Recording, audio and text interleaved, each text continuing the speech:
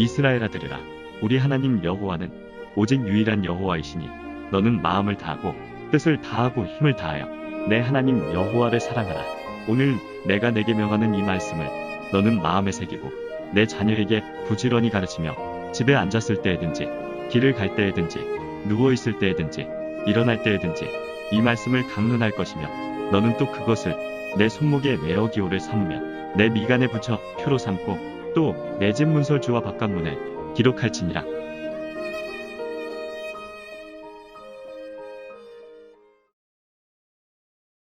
국제연합기구 중에 하나인 유네스코에서 유대인의 우수성이 어떤 이유로 그런 탁월함을 가지게 되었을까? 심층 분석하면서 연구하기 위한 프로젝트를 출범시켰던 적이 있습니다. 이스라엘 국내외 인구수를 다 합쳐도 1000만 이상이 되지 않는 이런 작은 나라에서 어떻게 세계를 쥐락펴락하면서 영향력을 나타낼 수 있는 위대한 인물들이 나오는 것일까?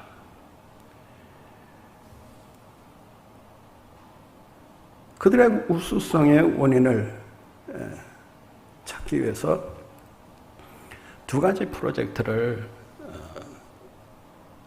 1980년부터 시작합니다. 첫째가 니따라고 하는 프로젝트입니다. 이 니따 프로젝트는 임신과 출산을 통해서 그 아이를 건강한 아이로 키우기 위해서 태교하는 그 태교의 비법을 연구하는 프로젝트라고 할 수 있습니다. 다른 민족에게서는 볼 수 없는 이스라엘 고유의 이런 전통과 문화 속에서 이런 교육이 어떻게 이루어지고 있으며 수천 년의 그 역사 속에서 이 비법이 그대로 유지되고 전수되고 있는가?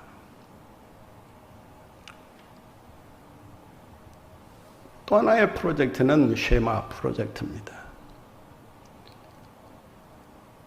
수천 년 역사 속에서 나라가 망하는 일도 있었지만 지구상에서 없어지지 아니하고 오늘날 이스라엘이라고 하는 나라가 건재할 수 있었던 그 근본적인 원인이 무엇이었을까? 오늘의 이스라엘을 만들었던 그 원동력이 무엇인가를 연구하면서 이스라엘 백성들의 신앙 교육을 이야기하지 않을 수가 없었다고 하는 것입니다. 그들은 어디로 가든지 신앙 교육에 힘쓰면서 자신의 정체성을 찾았다고 하는 것입니다.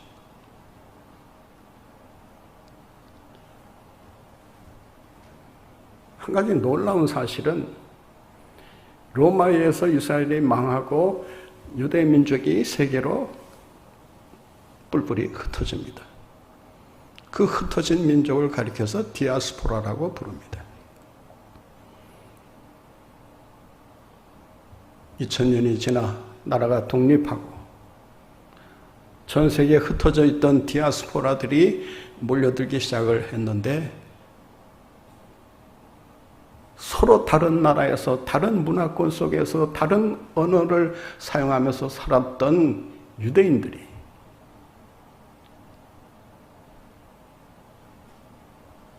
돌아오자마자 유대인이라고 하는 그 한 민족을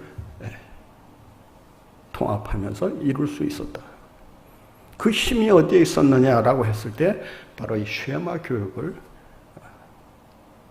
들지 않을 수가 없다는 것입니다. 오늘 본문 말씀은 쉐마 1에 해당되는 본문입니다. 11장에는 쉐마 2가 나오고 민수기 15장에는 쉐마 3이 나옵니다. 오늘 본문은 쉐마 1의 내용을 그대로 담고 있습니다. 쉐마라고 하는 말은 들으라는 명령어입니다. 오늘 이 쉐마의 본문이 들으라 이스라엘.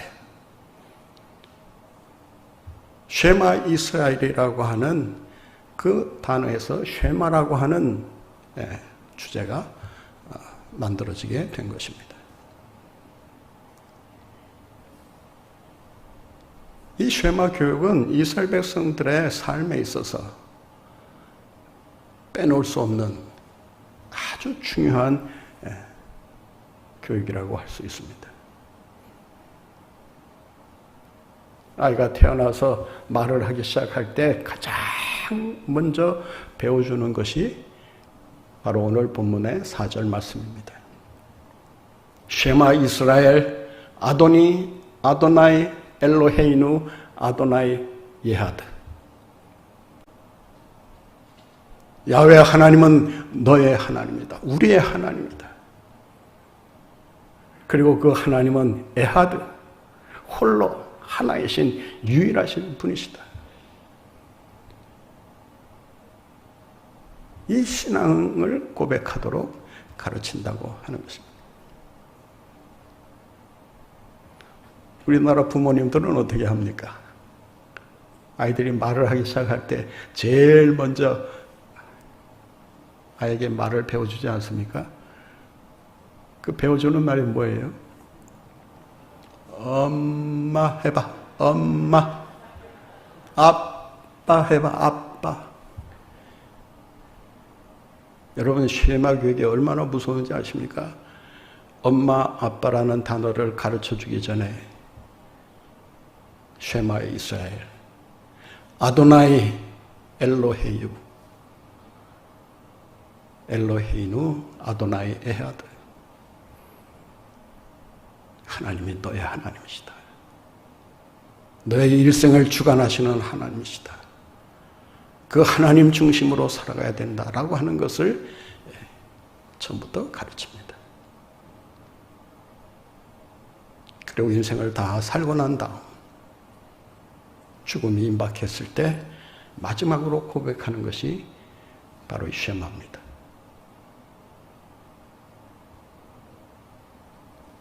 이스라엘 백성들은 이 쉐마 교육을 통해서 자신의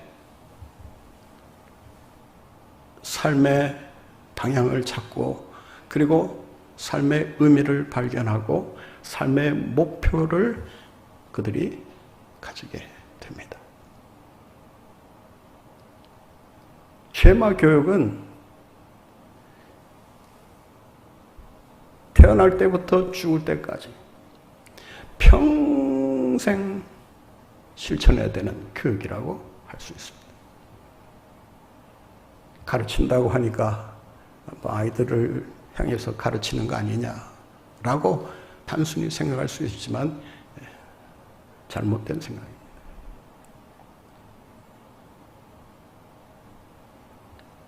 외교의 귀재, 외교 대통령으로 일컬어지는 헨리 키신저라는 훌륭한 인물이 있습니다.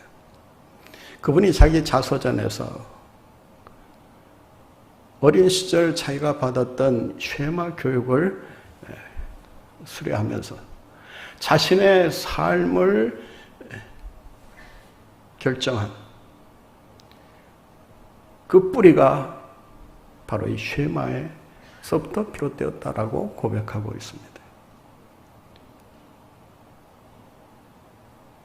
여러분의 삶의 뿌리와 기둥을 이야기하라면 무엇이라고 말할 수 있겠습니까?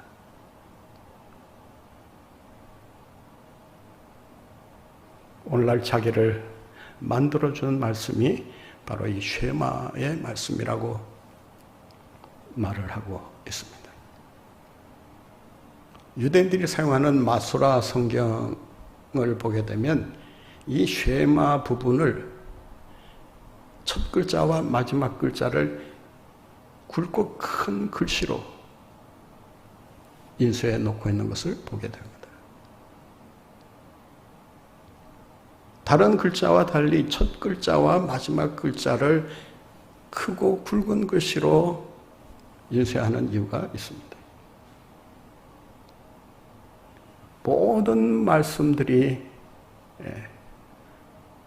한마디로 요약하면 바로 이 쉐마라고 할 수 있다는 것입니다. 어떤 신학자는 이 쉐마의 가치를 이렇게 얘기합니다. 쉐마가 말씀의 핵심이라면 다른 말씀들은 다 이 쉐마를 해석하고 있는 주석에 불과하다라고 말합니다. 그만큼 이 쉐마는 이스라엘 백성들의 삶에 있어서 뗄래야 뗄 수 없는 그런 밀접한 관련이 있다는 사실을 우리가 다시 한번 기억할 필요가 있습니다. 이 쉐마는 어떻게 보면 이스라엘 백성들의 신앙 고백이라고 할 수 있습니다. 내가 믿는 하나님은 이런 하나님이시다. 그리고 이런 하나님을 제대로 믿기 위해서는 이렇게 살아야 된다라고 하는 것을 가르쳐주는 본문이라고 할 수 있습니다. 우리도 신앙 고백을 하지 않습니까? 우리가 예배드리면서도 신앙 고백을 우리가 함께 했는데 그 신앙 고백이 뭡니까? 사도신경 아닙니까? 사도들의 그 전통이 그 고백 속에 그대로 담겨 있는 것입니다.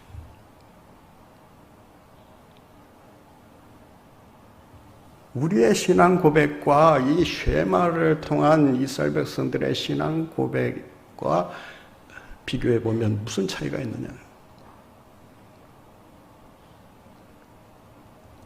우리가 드리는 신앙 고백은 다분히 관념적이면서 선언적이면서 정적인 고백에 불과합니다.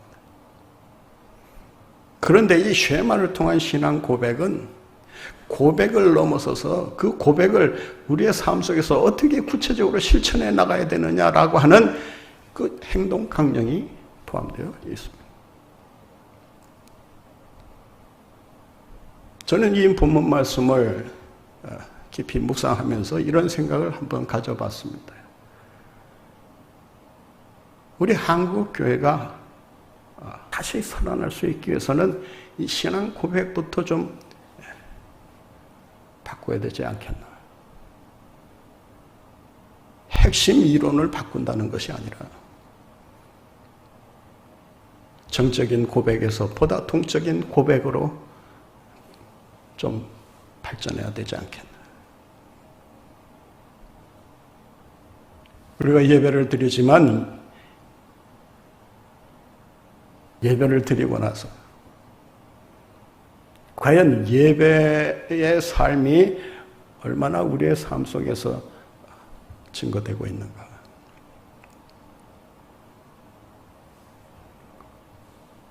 제가 훌런신학교에서 공부할 때 그 교수가 이런 말을 했습니다. 예배는 동사다.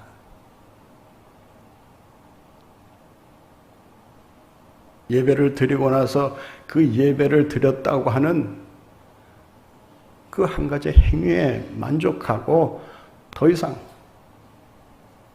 우리의 삶을 예배의 삶으로 바꾸지 않으려는 것은 잘못된 것이다. 여러분의 예배가 명사가 아니라 동사라는 것을 기억하시고 예배를 드린 자의 삶이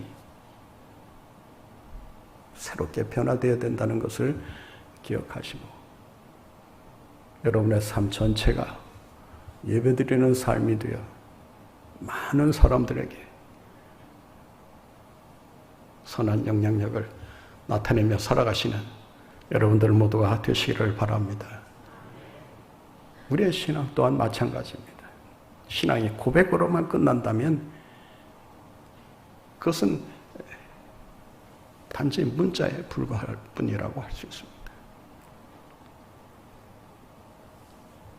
우리의 고백이 살아있는 고백이 되고 하나님의 말씀이 살아있는 말씀이 되기 위해서는 그 말씀이 우리의 삶 속에서 구체적으로 표현되어야 한다라고 하는 것입니다.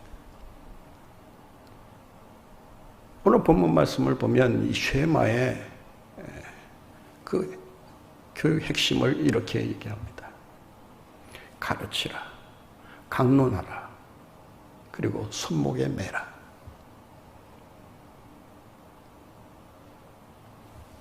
이 핵심을 3T라고 말을 하는데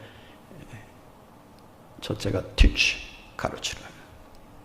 두 번째가 talk, 강론하라고 번역을 했지만 원어를 보면 다바르, 말하라는 것입니다.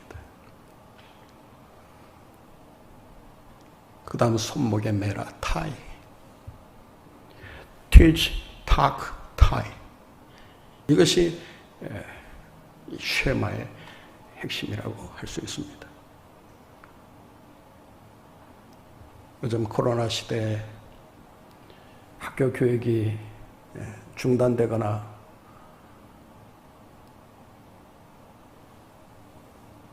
학교 교육이 무산되면서 아이들이 집안에서 부모들과 가족들과 함께 지내는 시간이 상당히 많아지고 있습니다. 이런 상황 속에서 우리가 힘써야 할 것이 무엇인가? 바로 신앙교육에 힘써야 하는 것입니다. 코로나가 우리에게 가져다준 새로운 발견은 바로 이 쉐마 교육의 중요성이라고 할 수 있습니다. 우리 자녀를 가르칠 때 무엇을 가르쳐야 되는가? 그리고 가르친 대로 살아가기 위해서는 어떻게 해야 되는가? 이들은 두 가지를 가리킵니다. 첫째는 여호와 하나님이 너의 하나님이시다. 그 하나님이 나의 하나님이라고 하는 사실을 기억하고 그 하나님이 나의 삶을 주관하신다는 사실을 잊지 말고 살아가라. 원하는 그 하나님을 사랑하되 마음을 다하고 뜻을 다하고 힘을 다하여 사랑하면서 살아가라.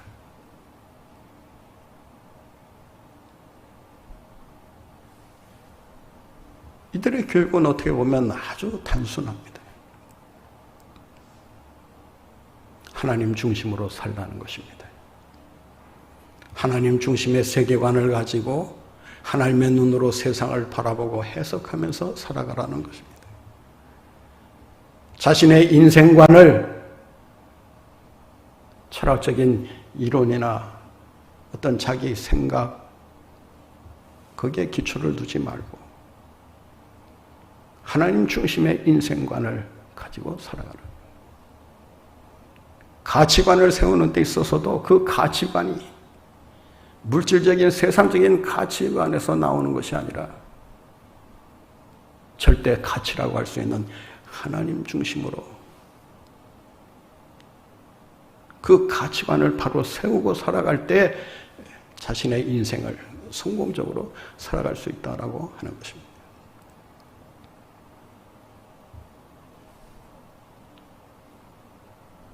그 하나님을 사랑하면서 살아가는 삶이야말로 가장 행복한 삶이요. 가장 행복한 인생이 될 수 있다라고 하는 것입니다. 오늘 본문 말씀을 다시 한번 보겠습니다. 본문 말씀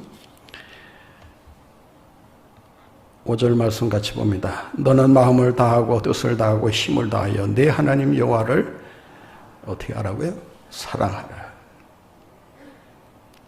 여러분, 하나님을 사랑하는데 그 사랑의 정도가, 수준이 어느 정도입니까? 마음을 다하고 뜻을 다하고 힘을 다한 사랑입니까?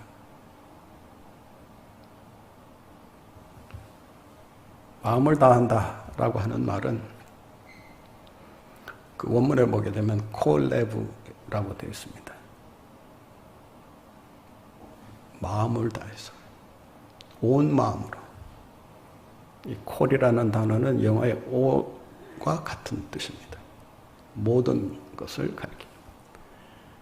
그러니까 모든 마음을 다 모아서 사랑해요.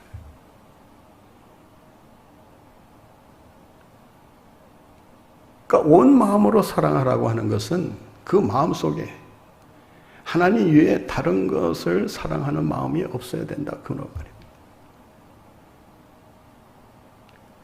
뜻을 다하여라고 하는 말은 콜 네페시라고 되어 있습니다. 이 네페시라고 하는 단어는 살아있다는 동사에서 왔는데 우리의 영혼을 가리키기도 하고 생명과 호흡을 가리키기도 하는 말입니다. 마태복음 22장에 보면 예수님께 나와 질문하는 부자 청년의 이야기가 나옵니다. 예수님, 많은 계명이 있는데 그 계명 가운데 가장 큰 계명이 뭡니까? 첫째 되는 계명이 뭡니까? 이렇게 물어봅니다. 그러자 예수님께서 뭐라고 말씀하십니까? 마음을 다하고 목숨을 다하고 뜻을 다하여 힘을 다하여 내 하나님 여호와를 사랑하고 내 이웃을 내 몸과 같이 사랑하라. 하나님 사랑과 이웃 사랑이 가장 큰 계명이요 첫째 되는 계명이라는 사실을 우리에게 가르쳐 주십니다.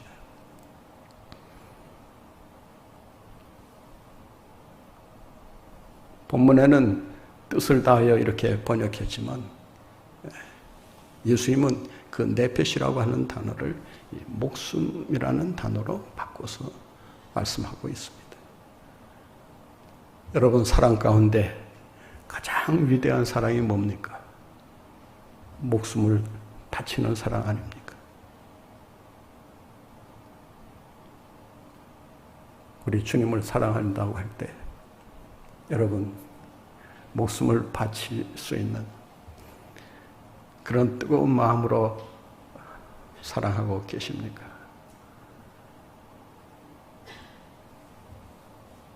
예수님께서 십자가를 통해 우리에게 보여주신 그 희생적인 사랑이 바로 뜻을 다하는 사랑이라고 할 수 있습니다.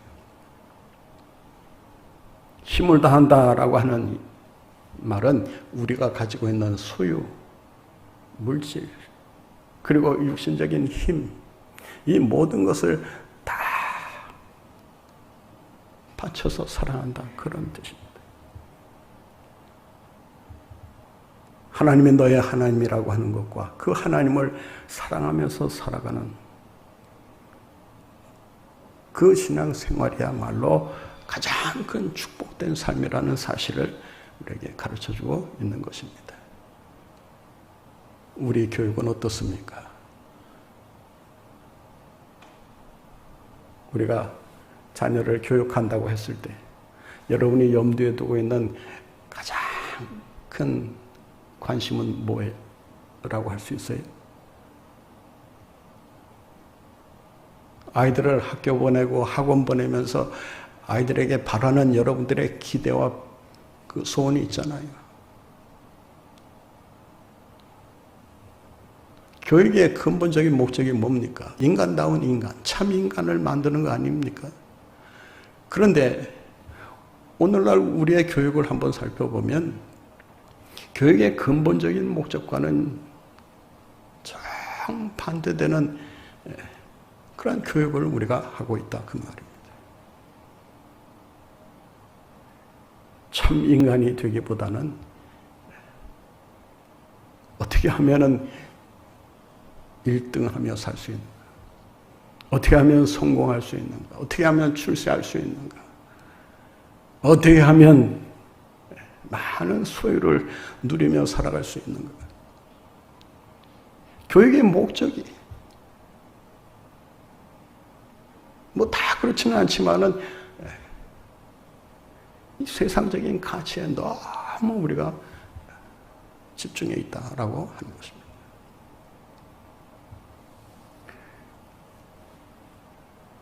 엘킨드라고 하는 박사가 쓴 책 가운데 너무 빨리 자라는 아이들이라는 좋은 이 교과서적인 책이 있습니다. 그 책에서 그는 이렇게 말합니다. 오늘날 부모들은 아이들에게 급행열차를 태워서 빨리 가라고 몰아대기만 한다는 것입니다. 빨리 어른이 되고 빨리 성공하고 빨리 자리 잡고 빨리 이 세상을 풍족하게 살아가도록 그렇게 아이들을 다구친다는 것입니다.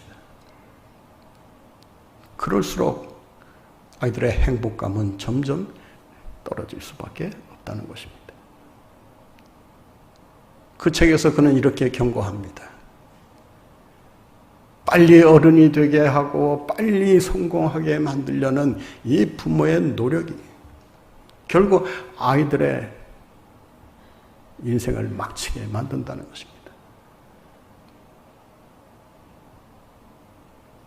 부모의 기대에 부응하기 어려운 상황이 벌어지면 극단적인 선택도 마다하지 않는 것이 오늘의 현실 아니겠습니까?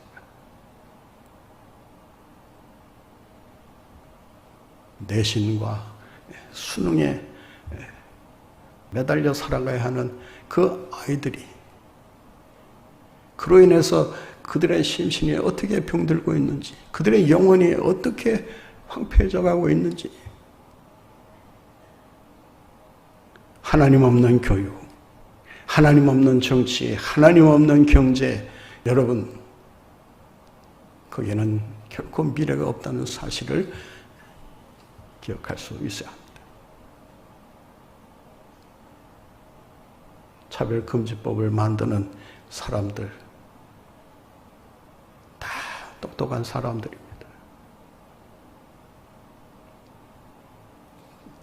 그런 법을 만들어낼 때까지 그들이 죽어라 머리를 짜내서 만든 법들입니다.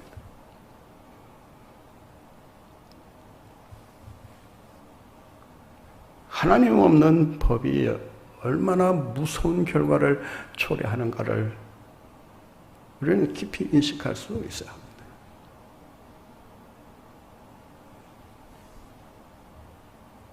정치적으로 치우쳐서는 안 되지만 정치가 정말 하나님 보시기에 바른 길로 가고 있는가? 신앙적인 진단과 신앙적인 해석이 반드시 필요하다는 것을 우리가 잊지 말아야 합니다.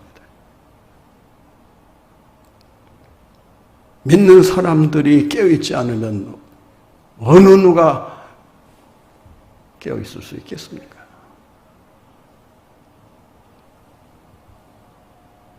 얼마 전 우리는 참 씁쓸하기 짝이 없는 소식을 접한 바가 있습니다. 한 사람의 죽음을 놓고 이렇다 저렇다 뭐 말하기는 어렵지만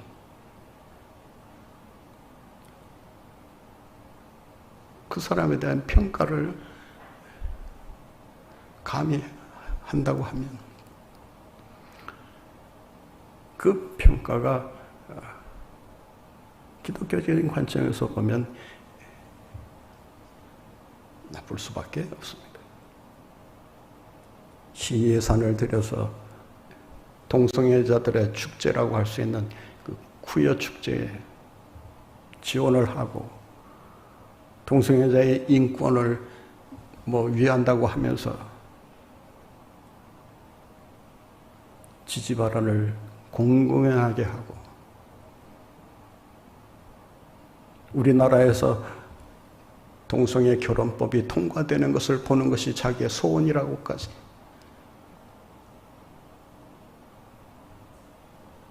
우리가 오늘의 시대를 살아가는 데 있어서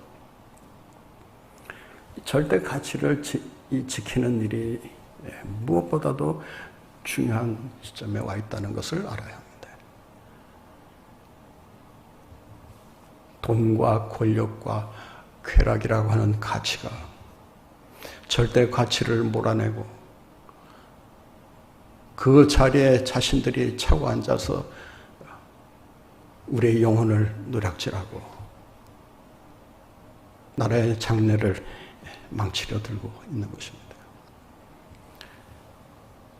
신앙교육이 얼마나 중요한가를 우리는 다시 한번 이스라엘 백성들의 이 쉐마를 통해서 발견할 수 있어야 할 것입니다.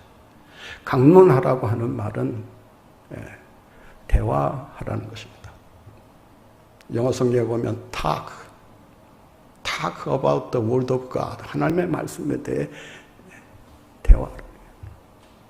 강론하라고 하니까 거창한 강의를 하라는 말씀으로 우리가 오해하기 쉬운데,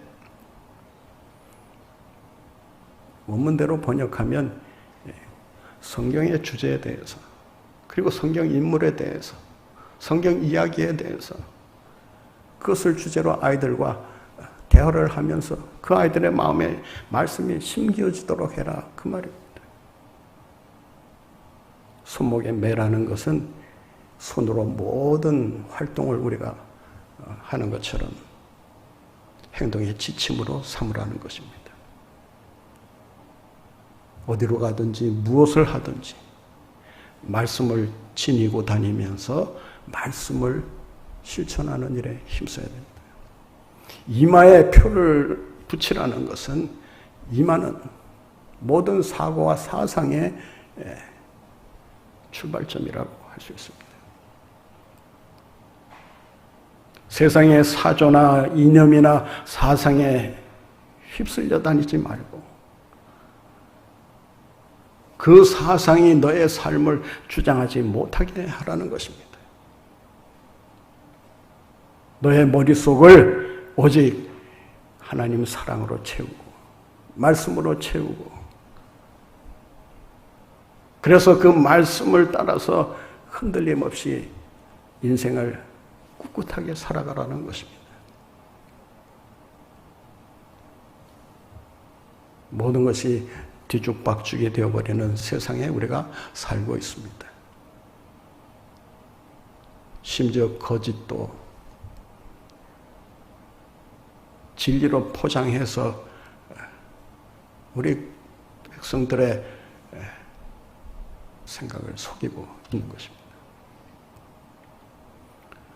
이러한 상황 속에서 우리가 사상에 흔들리지 않고 이념에 치우치지 않기 위해서는 무엇보다도 신앙이 우리의 삶의 우선순위가 되어야 합니다. 많은 그리스도인들이 하나님 신앙을 앞세우기보다는 이념에 경도되고 사상에 치우쳐서 반신앙적인 그런 행동을, 마치 신앙적인 행동인 것처럼 착각하고 살고 있는 것입니다. 사랑하는 성도 여러분, 여러분의 신앙 교육은 어떠합니까? 세상에서 잘 되라, 성공해라, 이 교육보다는 하나님 잘 믿고 하나님 사랑하면서 살아야 된다. 하나님 중심의 세계관, 하나님 중심의 인생과 하나님 중심의 가치관을 가지고 하나님 영광을 위해 살아야 된다는 사실을 부지런히 가르치면서 하나님의 사람으로 키워가시는 여러분들 모두가 되시기를 바랍니다. 코로나 시대 이후에 펼쳐질 새로운 세상은 누가 건설하는가? 여러분, 사탄이 건설하도록 내버려둬서는 안 될 것입니다. 하나님을 잘 믿는 하나님의 백성들이 하나님의 뜻을 따라 하나님께서 가르쳐 주신 대로 이 세상을 하나님 보시기에 아름다운 세상으로 만들어 가야 할 줄로 믿습니다. 이 사명이 우리 한 사람 한 사람 그리고 우리 교회에 맡겨졌음을 기억하시고 부지런히 가르치고 부지런히 대화를 통해서 말씀을 심어주고 그리고 하나님 사랑의 본을 보여주시는 가운데 다음 세대가 정말 위대한 세대로 나갈 수 있도록 그 일에 최선을 다해 주시는 여러분들 모두가 되시기를 간절히 바랍니다.